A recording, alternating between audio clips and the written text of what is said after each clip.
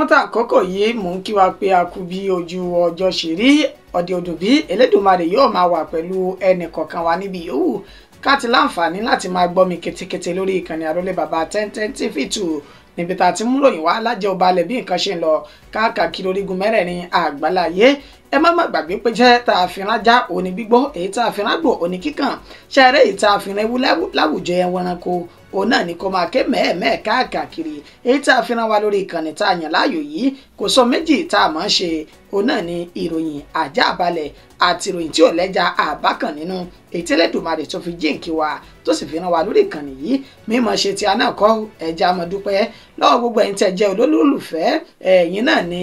èjìká tí kò jẹ́ kí aṣọ kó ṣe bẹ́ẹ̀ kó gbàdánù lọ́rùn wa á kí gbogbo yín pé ẹ kú àdúró tí gbogbo Elédùmarè yóò máa wà pẹ̀lú ẹnì kọ̀ọ̀kan wa. Ìròyìn fún ti àsìkò yìí onílà tún ṣe bẹ́ẹ̀ tí a tún mọ aṣojú mọ́ máwòrán àti tí ìgbọ̀ ẹ̀yin tẹ́ jẹ́ olólùfẹ́ nígbàtí orúkọ oníròyìn tí ò yí padà àyànfẹ́ Elédùmarè olóko tèmi ń jẹ́ ẹja wo kókó tí ń bẹ nínú ìròyìn báyìí ṣáájú ẹ̀kúnrẹ́rẹ́ rẹ̀. Arọ gbogbo àwọn ìgbìmọ̀ àjọ òṣìṣẹ́ lábẹ́ ẹgbẹ́ òṣìṣẹ́ nílẹ̀ yìí àti àwọn ọmọ orílẹ̀-èdè Nàìjíríà láti paríra owó ìpè àti dátà ti fáwọn àjọ elétò ìpè nílẹ̀ yìí ẹgbẹ́ òṣìṣẹ́ òní wọ́n rọ àwọn ọmọ orílẹ̀-èdè Nàìjíríà bẹ́ẹ̀. Tètè padà sínú eré orí ìtàgé tó yàn láàyò ó yẹ lẹ́ni tí yóò wà nínú ètò òṣèlú rárá ẹgbẹ́ òṣèlú Labour Party náà fi èsì fún Kenneth Okonkwo. Inú òkùnkùn bírímù ní àwọn apá ibìkan wà ní orílẹ̀-èdè Nàìjíríà báyìí pẹ̀lú bí National Grid tún ti ṣe bẹ́ẹ̀ tó dẹnu kọlẹ̀ fúngbà kejì nínú ọdún 2025. Kọmíṣánná ọlọ́pàá ní ìpínlẹ̀ Èkó ló ti pàṣẹ gbígbé DPO kúrò lọ́fíìsì rẹ̀ lọ sí ibòmíràn lẹ́yìn tó kọ̀ láti tú ọ̀daràn olóṣèlú sílẹ̀ ní ìpínlẹ̀ ọ̀hún.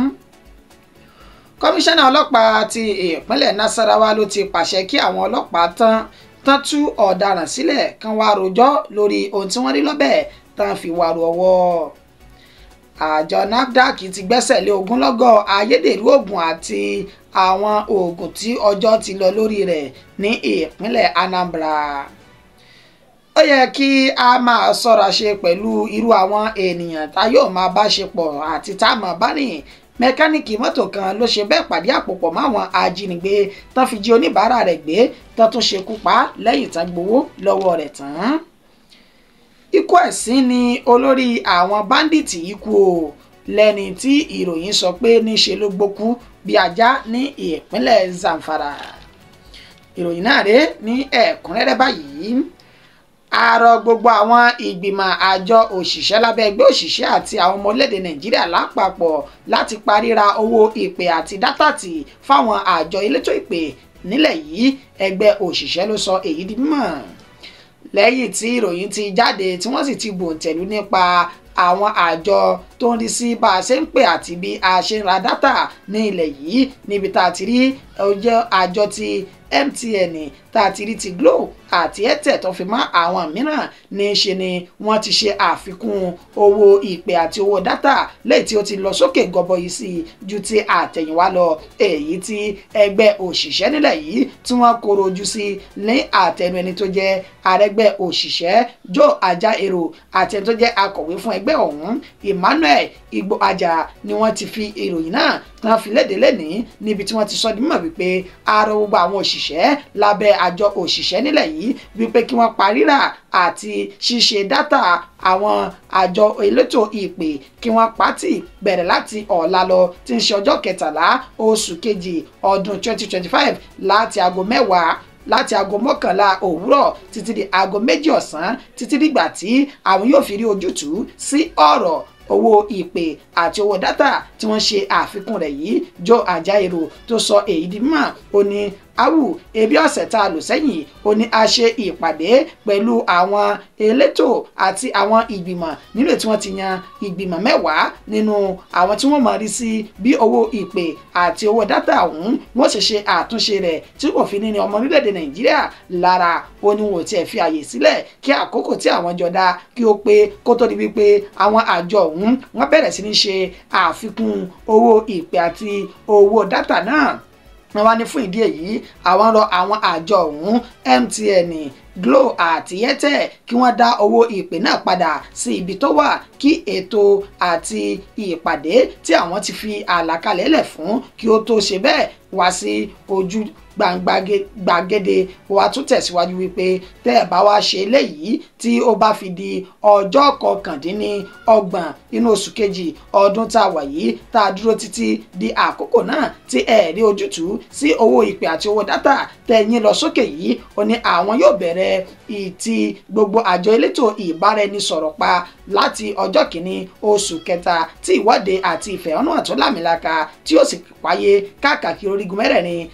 orílẹ̀-èdè Nàìjíríà. Àjọ ọ̀hún wọn kò ṣàìbu ẹnu àtẹ́ tí wọ́n sì tún korojú sí àtúnṣe àti àbádòfin nípa owó orí tuntun èyí tí àwọn ilé ìgbìmọ̀ aṣojúṣòfin àpapọ̀ l'Àbújá tí wọ́n ti sọ bímọ wípé wọ́n mọ̀ gbéyẹ̀wò ní inú ìjókòó wọn báyìí. Joe Ajaero ó tún bu ẹnu àtẹ́ lu ìjọba orílẹ̀-èdè Nàìjíríà lórí wọ́n ṣe ń fi ààyè sílẹ̀ fún àwọn olówó bíi àjọ MTN náà àti àwọn akẹgbẹ́ rẹ̀ tó kù nípa bí wọ́n ṣe ń lo ọ̀nà àtijẹ tiwọn tó sì fi ń lọ ọmọ orílẹ̀-èdè Nàìjíríà lára. Ó ní àwọn fún wọn ní àǹfààní láti lè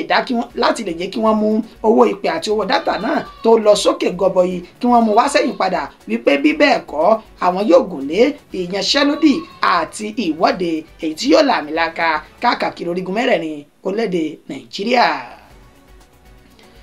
Tètè padà sínú eré orí ìtàgé tó yàn láàyò ó yẹ nínú ètò òṣèlú rárá. Ẹgbẹ́ òṣèlú Labour Party ló fèsì fún Kenneth Okonkwo.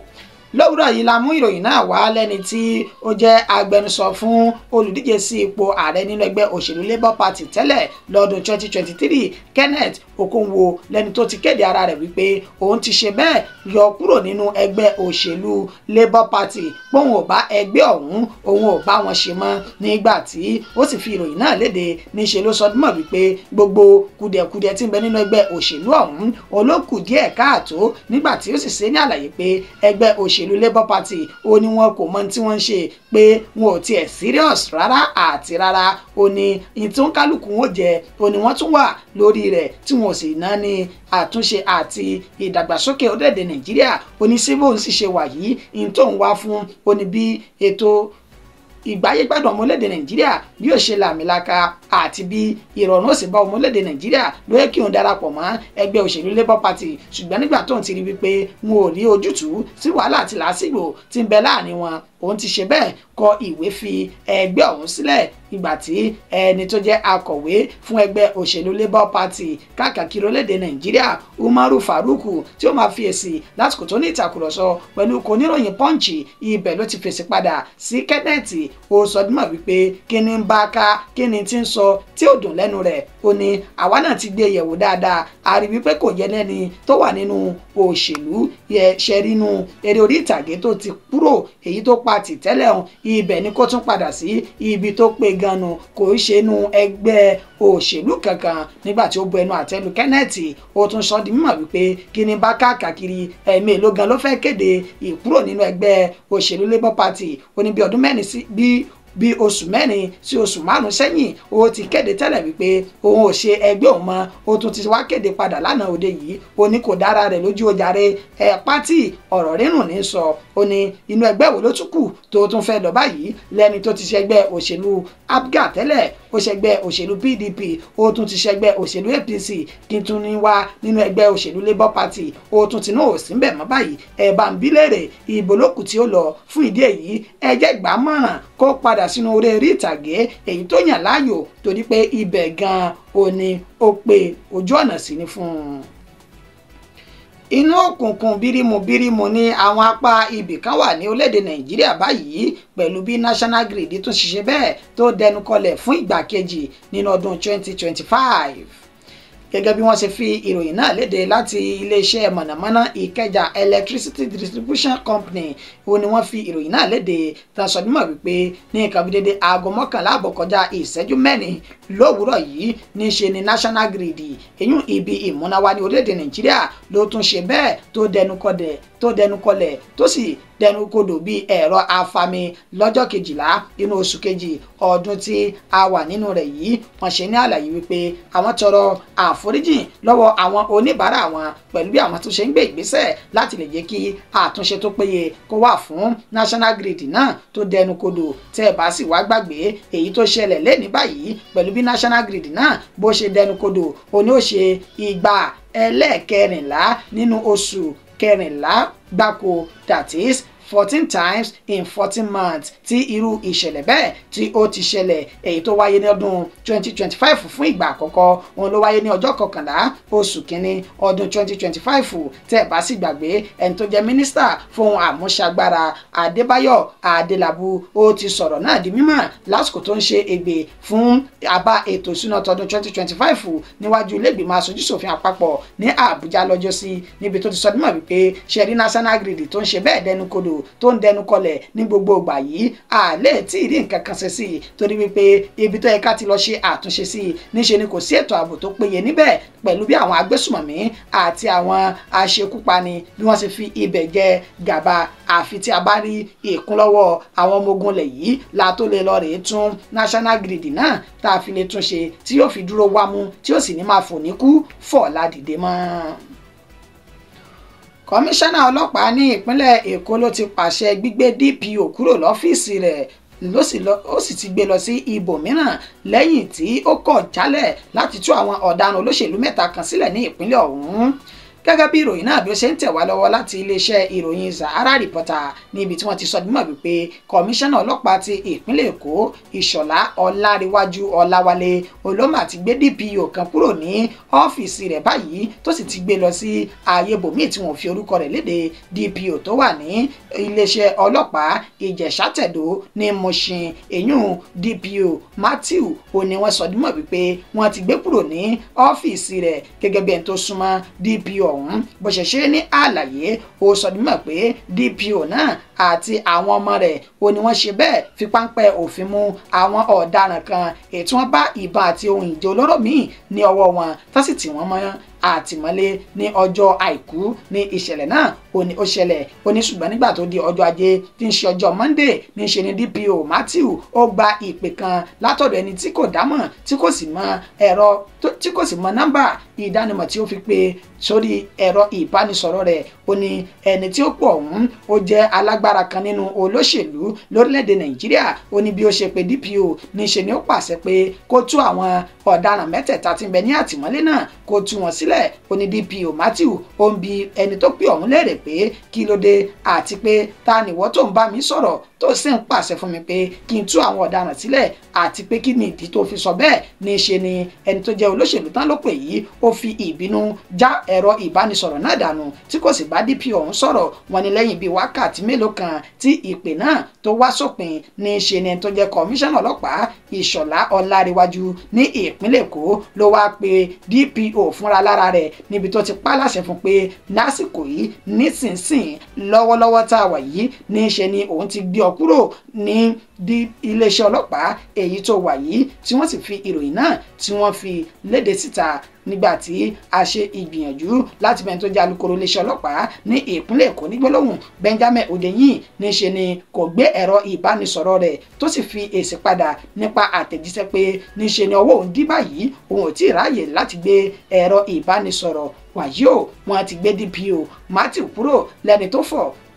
tó kọ̀ jálẹ̀ láti tú àwọn ọ̀daràn sílẹ̀ ní àhámọ́. látàrí èyí náà sì ti pàṣẹ gbígbé kúrò rẹ̀ ní iléeṣẹ́ ọlọ́pàá ọ̀hún.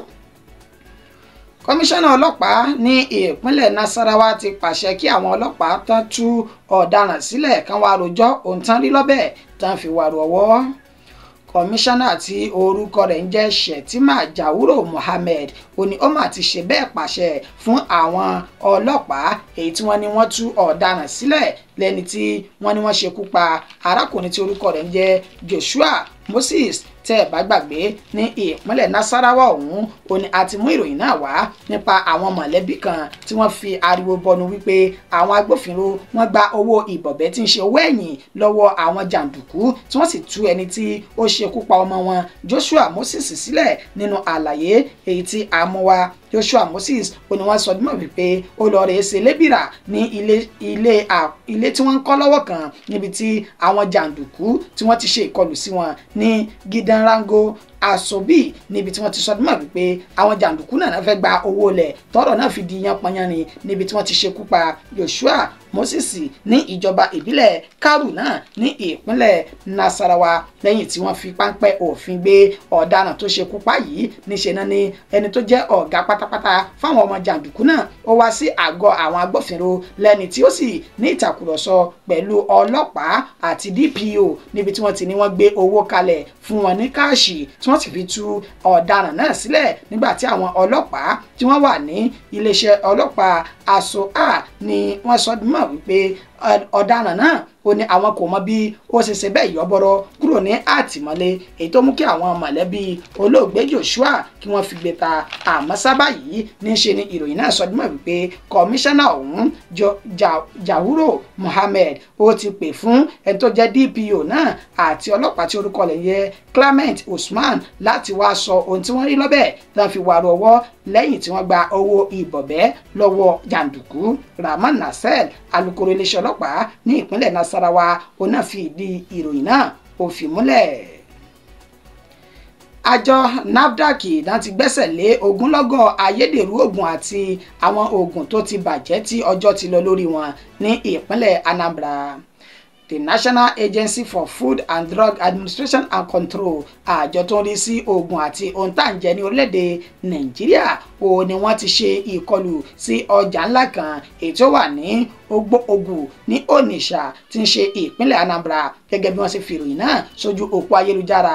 X wọn níbi tí wọ́n ti ṣe ní àlàyé pẹ̀lú àwọn fọ́nrán wípé pẹ̀lú ìròyìn tí àwọn gbọ́ láti ọ̀dọ̀ àwọn tí wọ́n ya ikọ̀ ojú ní alákànfisọ́rí ní agbègbè náà wọ́n sọ dímọ̀ wípé àwọn alágbàtà oògùn tí wọ́n ti kó oògùn tí kò dáa èyí tí wọ́n tún tò tí wọ́n sì tún fẹ́ tún tà fáwọn ọmọ orílẹ̀-èdè Nàìjíríà ó ní wọ́n bẹ ní inú ọjà náà nígbà tí àwọn sì ṣe ìkọlù sí ọjà ọ̀hún níbi tí wọ́n ti gba ogunlọ́gọ̀ tí wọ́n ti gbẹ́sẹ̀ lé ilé ìtajà náà lẹ́yìn tí wọ́n sọ dímọ̀ wípé ogunlọ́gọ̀ àwọn oògùn tó wà ńbẹ̀ ó ní kò bá òfin mu àti tó lè ṣe ikú pa àwọn ènìyàn tàbí kó ba àgọ́ ara ọmọnìyàn jẹ́ ní orílẹ̀-èdè Nàìjíríà yìí níbi tí wọ́n ti sọ dímọ̀ wípé ẹni tó jẹ́ aṣáájú Martins Ìlúyọ̀mádé fún ikọ̀ NAFDAC tó ṣe ìkọlù náà sí ilé ìtajà ọ̀hún ó ní wọ́n sọ dímọ̀ wípé àwọn ti gbẹ́sẹ̀ lé báyìí o pẹ̀lú ogunlọ́gọ̀ oògùn tó wà ńbẹ̀ nígbà tí wọ́n ti fi páńpẹ́ òfin gbé àwọn ènìyàn tí wọ́n wu ìwà burúkú ọ̀hún látàrí pé wọ́n fẹ́ ṣe ìpalára fáwọn ọmọ orílẹ̀-èdè Nàìjíríà fídíò náà rèé ẹjá ṣàfihàn rẹ̀. Shop will be open here. You can see this with me. This is how people buy. These people buy medicines. You can see the nylon. They buy it like this, and then get empty packs like this and put it inside. You can see this pack. It is already labeled. The Diazepam tablets with manufacture date already and expiry date already stamped on an empty sealed container, waiting for these kind of products to be put inside and be sold to unsuspecting members of the public. This is disheartening. This is because we cannot guarantee what's inside here. That will not be labeled as Diazepam. I can imagine somebody buying this and thinking that I bought Diazepam, and then we'll talk about treatment failures. I will talk about medicines not working. These are part of the major problems you see. You see an ongoing exercise. You can see behind me a lot of work is still going on. But from here, you can see one of the ones we saw here. You can see Embazole. This product, I am sure this is not from the original owner. This cannot be from the original because it's empty pack. Ẹ káàbọ̀ padà. ńṣe ló yẹ ká ya ikọ̀ ojú ni alákànfin sọ́rí ká sì ṣọ́ra wa pẹ̀lú irú àwọn ènìyàn tá yóò máa bá ṣe. Mẹkáníìkì mọ́tò kan wọn ló pàdé àpòpọ̀ mọ́ àwọn ajínigbé tán fi jí oníbàárà wọn gbé tí wọ́n sì ṣekú pa lẹ́yìn tí wọ́n tún ṣe bẹ́ẹ̀ gba owó ìtúsílẹ̀ lọ́wọ́ rẹ̀. Gẹ́gẹ́ bí fídíò tí ó wà ní ìtòsí wa báyìí níbi tí alukoro iléeṣẹ́ ọlọ́pàá ní ìpínlẹ̀ Kano Eyín Haruna Kiyawa tó ti ń ṣe àlàyé nínú fídíò ọ̀hún pẹ̀lú èdè Haúsá níbi tó ti sọ mímọ̀ wípé arákùnrin tí ó jẹ́ mẹkáníìkì ó ní ó gba àbọ̀dè fún oníbàárà rẹ̀ tí máa ń tún ọkọ̀ ṣe ní ọwọ́ rẹ̀ lẹ́ni tí ó pàdé àpòpọ̀ pẹ̀lú àwọn ajínigbé tí wọ́n sì fi jí oníbàárà rẹ̀ tó ní mọ́tò ọ̀hún tí wọ́n fi jí gbé wọ igbó àìmọ̀ ní ìpínlẹ̀ Kano ọ̀hún lẹ́yìn tí wọ́n tún béèrè owó ìtúsílẹ̀ lọ́wọ́ àwọn mọ̀lẹ́bí rẹ̀ ní ṣe ni ó sanwó náà ṣùgbọ́n lẹ́yìn tí wọ́n sanwó tán kàkà kí wọ́n ṣe bẹ́ẹ̀ kí wọ́n tú arákùnrin ọ̀hún sílẹ̀ ní ṣe ni wọ́n tún ṣe bẹ́ẹ̀ ṣe ikú pa á. Nígbà tí wọ́n ṣe àfihàn fídíò ọ̀hún ní ṣe ni wọ́n fi ń yé wa pé ẹja mọ̀rú èèyàn tá a mọ̀ bá tò àtàwọn ọ̀rọ̀ èèyàn tí a fi ẹ̀mí wa tán tí wọn ò fi ní ṣe ìjàmbá fún wa. Ní fídíò ọ̀hún èdè Haúsá ni wọ́n sọ níbẹ̀ á kàn ṣe àfihàn rẹ̀ kó lè máa jẹ́ ìrí máa jẹ́ mi ìṣó nítorí pé orí ìkànnì tá a wà yìí èdè abínibí tiwa tí ń ṣe Yorùbá òun náà la gbé dání. To jama'a assalamu alaikum, sunana SP Abdullahi Haruna Kiyawa, jami'in hulɗa da jama'a na Rinnan Sana'a da jihar Kano. Na san waɗannan da kuke gani kun gane waɗansu a cikinsu wanda mun nuna muku su bayan wani magidanci mai suna Alhaji Atiku Ma'azu da aka yi garkuwa da shi daga nan cikin garin Kano unguwar Jambilo aka kai shi jihar Jigawa garin Ringim bayan an karɓi kuɗin fansa kuma aka wato kashe shi. An samu gawansa wanda an riga an mata sutura wanda bayan mun kama su sun faɗi cewa ya aka suka aikata wannan aika-aika wanda kuma muka ce dama akwai wanda muke nema wato shine bakaniken shi wannan marigayi. To alhamdulillahi a cikin ikon Allah tare da addu'o'inku da haɗin kai da kuke bamu mun kai ga nasarar kama shi wannan bakanike na Alhaji wanda duk wannan abun wato shi ake zargin ya haɗa shi domin ko shi ya san Alhaji shi ya haɗa baki da waɗannan da sauran da kuke gani har aka kai ga an aikata wannan mummunan aiki wato na garkuwa da kuma kisan kai. Mai girma kwamishinan 'yan sanda na jihar Kano kwamishina na 46 a wannan jiha CP Salman Dogo Garba ya ba da umarnin da zara an kammala binciken a ƙara gurfanar da su ko in ce a gurfanar da su a gaban kotu. Dama alkali ya riga ya ba mu dama da umarnin ci gaba da faɗa da bincike wanda kuma gashi. Ẹ káàbọ̀ padà. Ikú ẹ̀sìn oní olórí àwọn báńdíìtì yìí ló ṣe bẹ́ẹ̀ tó kú dànù báyìí lẹ́ni tí ìròyìn sọ pé ó gbókú gẹ́gẹ́ bí ajá ní ìpínlẹ̀ Zamfara. Ògbóǹtarìgì agbésùmọ̀mí tó ti ń da gbogbo kọ̀rọ̀kọ́ndù ìpínlẹ̀ Zamfara àti Katsina láàmú tí orúkọ rẹ̀ ń jẹ́ Kachala Dan Lukuti òní ó mà ti ṣe bẹ́ẹ̀ kúkú ẹ̀sìn báyìí lẹ́ni tí wọ́n ṣe ní àlàyé pé ṣe ló ṣe bẹ́ẹ̀ tó gbókú gẹ́gẹ́ bí ajá nínú igbó kan èyí tí wọ́n ti ń ṣọṣẹ́ tí wọ́n pè ní Kokumba ìjọba ìbílẹ̀ Tìsàfẹ́ ní ìpínlẹ̀ Zamfara náà. Gẹ́gẹ́ bí àlàyé Kachala Dan Lukuti ó ní àwọn ọmọ ogun lẹ́yìn èyí tí wọ́n ní ohun ìjà olóró tí òǹkà gbogbo wọn lé ní 50 ìwà ìgbésùmọ̀mí tí Lukuti tó ti wù sẹ́yìn yìí ó ní ọwọ́jà rẹ̀ ló ti dé agbègbè tó pè ní Dan Jiloga Rijia Zonayi Magami àti bẹ́ẹ̀ bẹ́ẹ̀ lọ. Ǹjẹ́ kí ni ó ṣokùnfà gbígbó bí ajá èyí tí wọ́n sọ dímọ̀ wípé ó ń gbó nínú àwọn tí wọ́n súnmọ́ olóògbé agbésùmọ̀mí burúkú yìí níṣe ni wọ́n ṣe ní àlàyé wípé ó kàn déédéé ń gbó bí ajá ni pẹ̀lú ní tí ó ṣẹlẹ̀ sí i nígbà tí wọ́n ní agbára àwọn òsìkà bẹ́ẹ̀ làwọn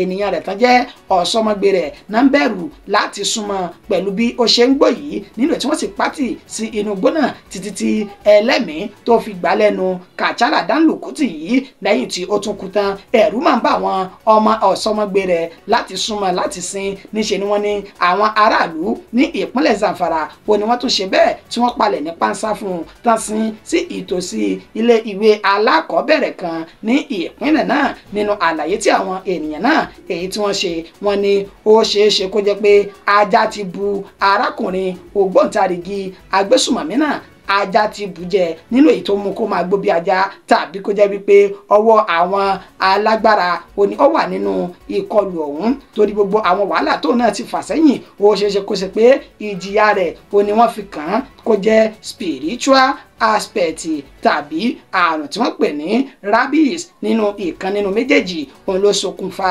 ikú rẹ̀ tó fi ń ṣe bẹ́ẹ̀ gbó bí ajá títí tí ẹ̀mí fi bọ́ ní ara rẹ̀. kì í dùn kó pọ̀ ṣókí òní ká pé ọbẹ̀ oge mọ̀ọ́dẹ́mọ̀ọ́gẹ́ fìlà ò gbọ́dọ̀ kọjá